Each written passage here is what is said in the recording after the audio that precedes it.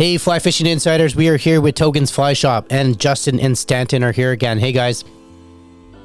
Hey, Greg. Hey, Greg. Excellent. Justin, what's new for Togen's this year?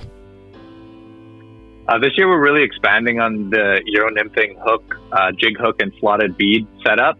We've expanded the colors out on our slotted beads, as well as brought in oversized beads up to 4.8 mil for the Euro nymphing. Amazing. Stanton, as a protein tire, how does this benefit us?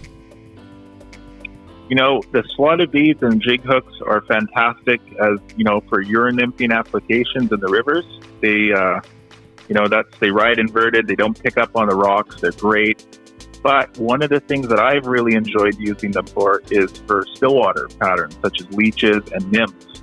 Having that jig hook ride inverted like that, being able to get down into the zone, not picking up all the weeds like you might with a regular hook, with the hook facing down, is really beneficial. And the nice thing about these hooks too is they're ultra strong.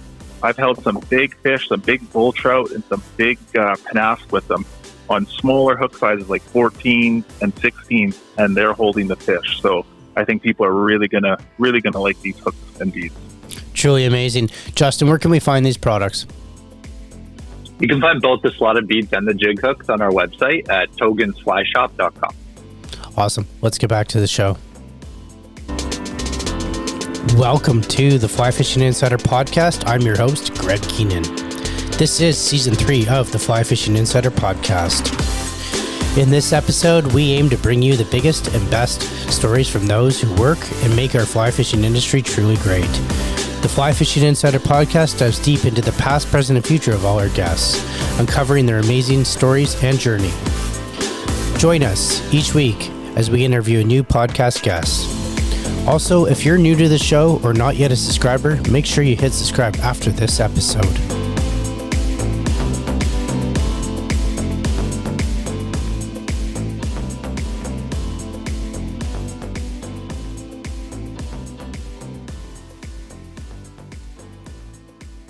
Welcome to the Fly Fishing Insider Podcast. Today our guest is Dan Donovan from Musky, and this is a how-to series on how to catch muskie. Dan, welcome back to the show. Greg, thanks for having us back. We're pumped to be here, man. How you doing? Oh, doing great. Well, last time I talked to you, I know we talked all about your episode with Musky, and it was great. Tons of great positive results on that as well. So if listeners haven't heard it, they should go check it out as well. But because you're here right now, we're going to talk about how to catch muskie. It's the summertime, and how do you catch muskie on the fly in the summertime, where you guys are? Yeah, absolutely. So the summertime is just the start. The seasons up here are all very different. The summer is very special, especially for muskie, because it really gets them fired up. The water temperatures are up, their metabolism is high. The weeds are out there. There's a lot of forage, so they're really active. They are a little bit harder to find in the summertime just because they're spread out. So that's kind of what we're jumping off from. What we tend to do in summer is you really got to kind of be prepared for everything. There could be a beautiful, awesome topwater action, or you could still be kind of pulling them out of deep holes with deep sinking lines. So we like to kind of keep an open program, especially if we haven't fished in a while or we're fishing new water. And we'll start probably pretty down the middle. Our probably bread and butter throughout summer is full intermediate lines. On 10 weights or 11 weights, we're usually 10s or 11s in summer until it gets later in the season, and then we'll up the ante to the 12 weights. But in full intermediate line on 10s or 11s, and on a given day, let's say I'm coming in fresh, I haven't fished in a while, I don't have any of the insider info from buddies or whatever, I'm going to start, probably with a pretty natural color, and I'm going to be burning that fly back to the boat pretty quickly. I want an aggressive presentation to find and search for an aggressive fish. And, I might do that for a whole day, just changing up depth and changing up speed a little bit, but being pretty aggressive, trying to move a fish, trying to locate one. I think that's a really good strategy for summer, especially if you got a couple of days of time, is can you take some tactics that are going to pull one out. You might not catch it. You might just get a follow. You might get a figure eight, but they're pretty, homebodies. You know they're there. Now you can go approach them. Maybe you approach it at sunset or sunrise, or there's a major coming up. So that's why I love to be aggressive in summer. They're spread out. They are feeding. So I just try and tilt the numbers in my favor and try and, find the one that's going to eat right now or find the one that's somewhat hungry. So that's kind of the 30,000 foot strategy I take, at least for muskie in the summer. Perfect. And what about fly size for like, how would you start off with fly size? Yeah. And by no means, let me just say one thing, Greg. A lot of this knowledge, like a lot of fishing knowledge, is acquired on the backs of others. So there's a lot of people that have come before me, much better muskie fishermen, that employ different tactics. I think that's what's cool about muskie. Of course, yeah. On the same day, you can pull one out of 1 foot weed bed, and the guy, next to you could have trolled one out of 40 feet. So it's just there's total different way to go about it. But yeah, I think fly size for me at this time of year, I'm going to keep it pretty average. So right around 9 to 10 inches, 9 to 12 inches. I want something, if I could have two flies, I'd probably have some variety of a Buford and some variety of a more streamlined kind of minnow pattern, because I can really burn that one back to the boat really fast. And then the Buford style fly with that big, bushy head is really going to kind of create that walk the dog kind of jerk, pops open and gives it that full profile. So both of those can be enticing, but I start fast, start aggressive, and kind of let the fish tell me how I need to slow it down. The other thing I will call out, again, many guys talk about this, something not to overlook. A lot of gear guys talk about this. They're chasing muskie in the summer on topwater. That is a great time to pull out the big poppers or the sliders or the SpongeBob square heads.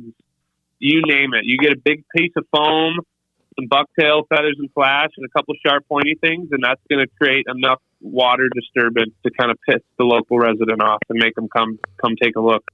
So we love to do that. There's not a ton of really good windows where you can consistently get them on topwater, but that summertime pattern up here is definitely one of them.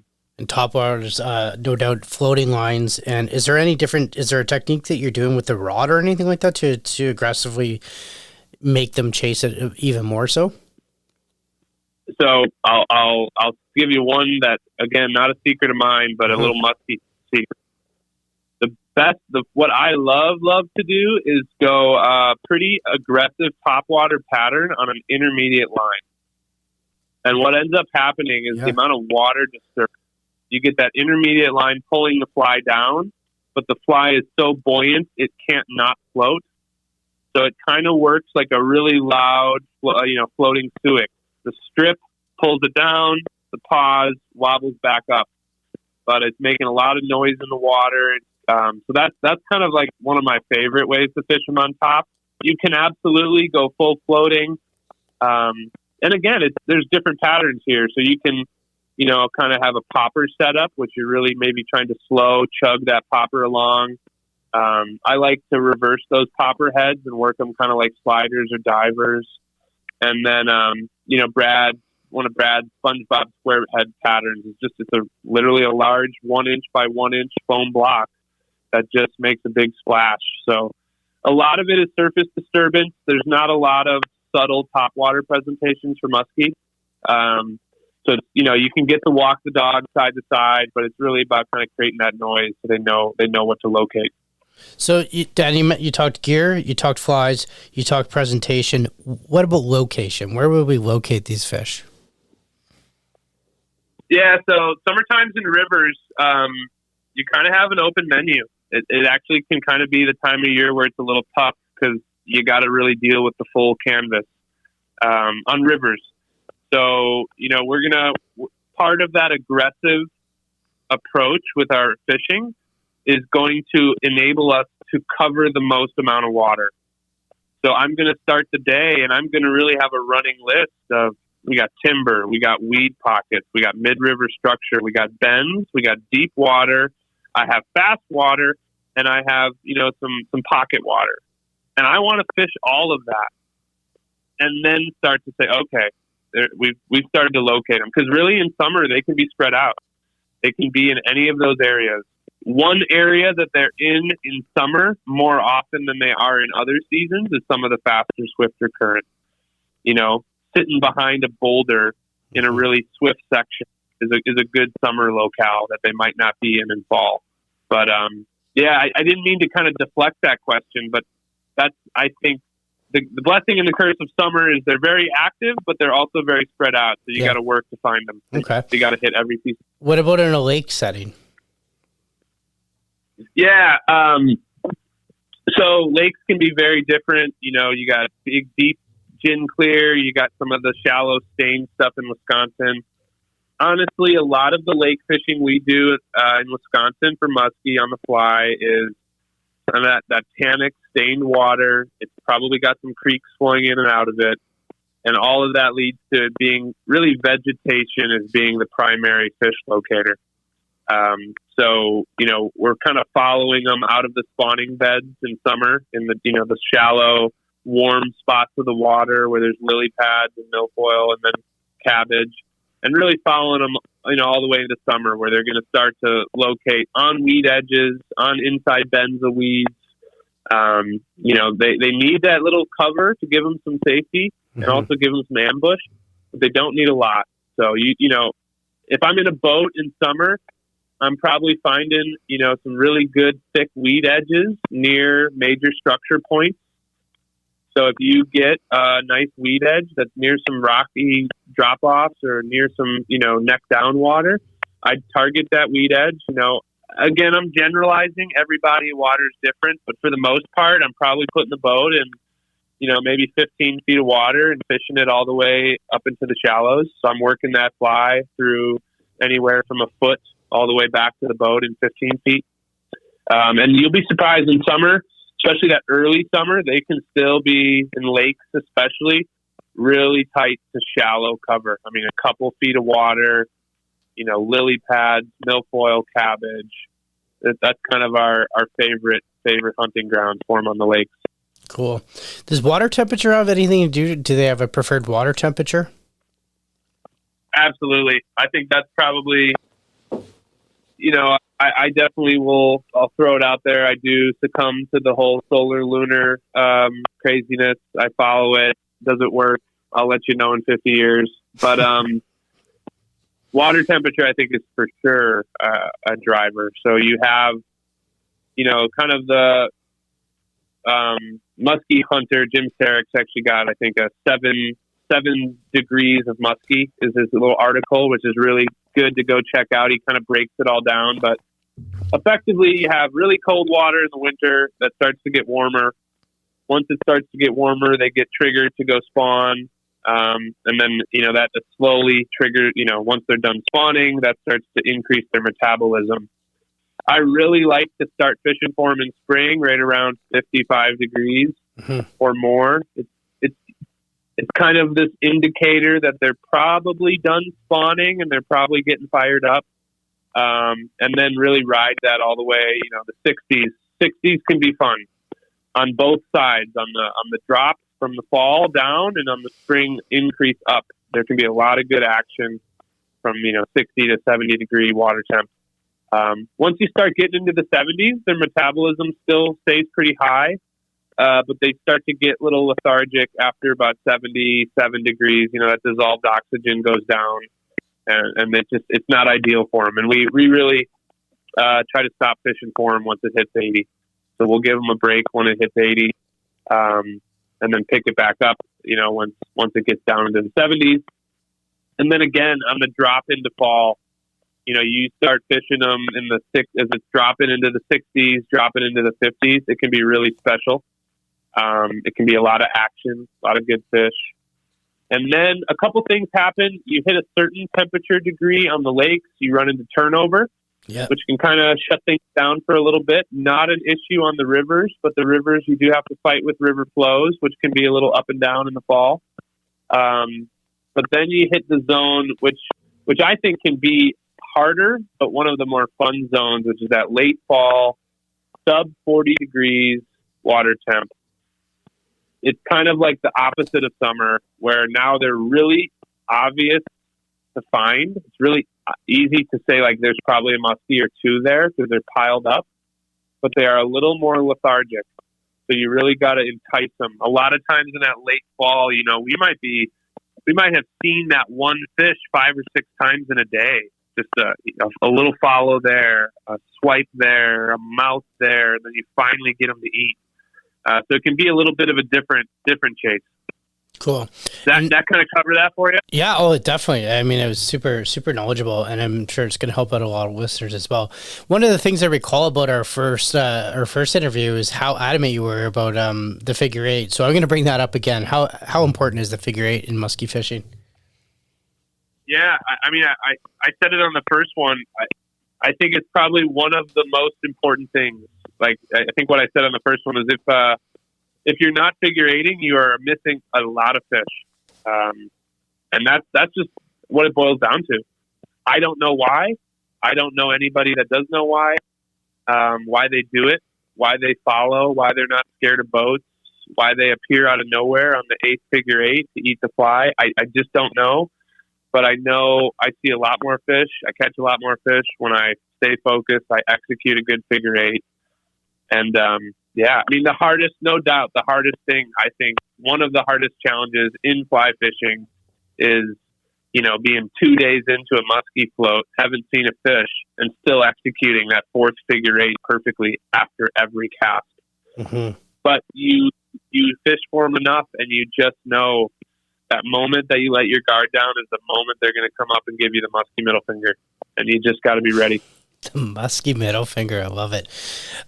What are some popular summertime fly patterns for musky?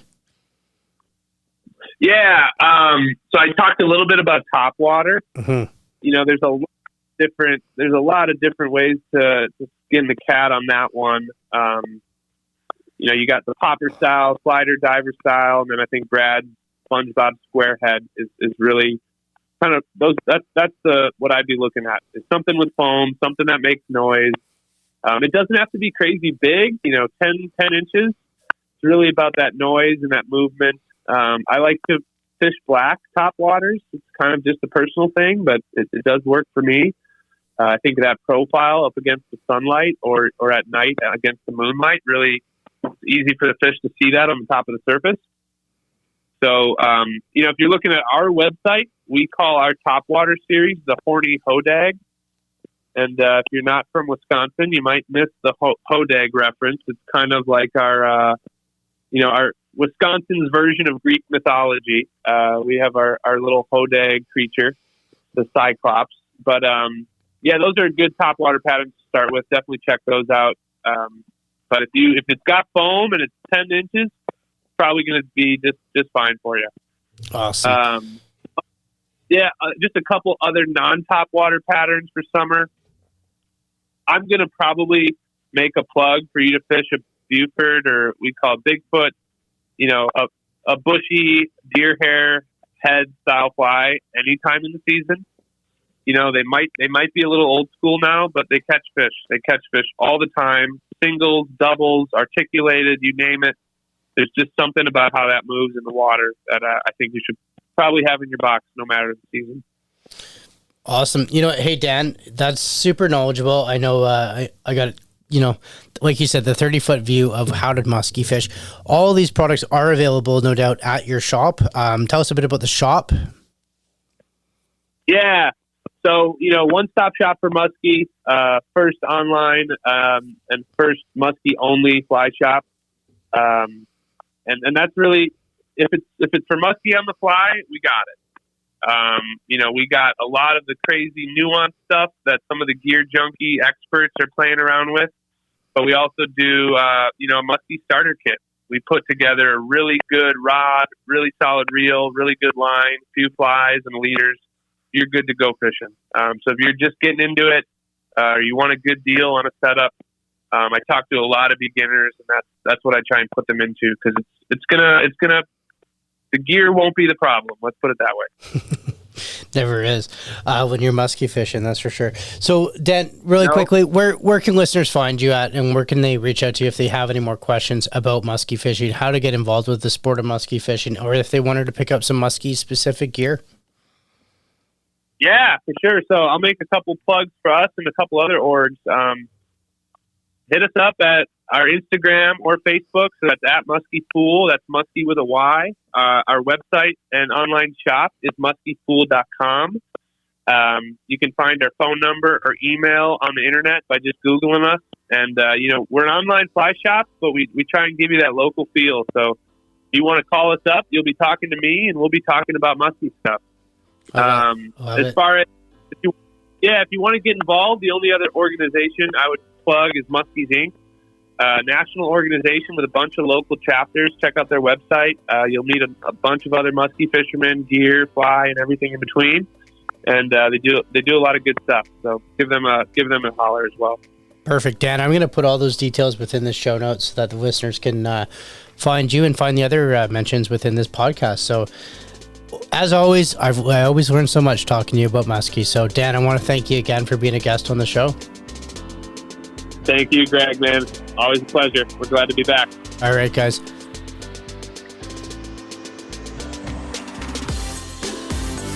You've been listening to the Fly Fishing Insider Podcast.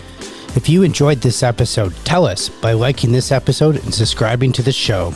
Also, don't forget to follow us on Instagram at Fly Fishing Insider Podcast. See you next week.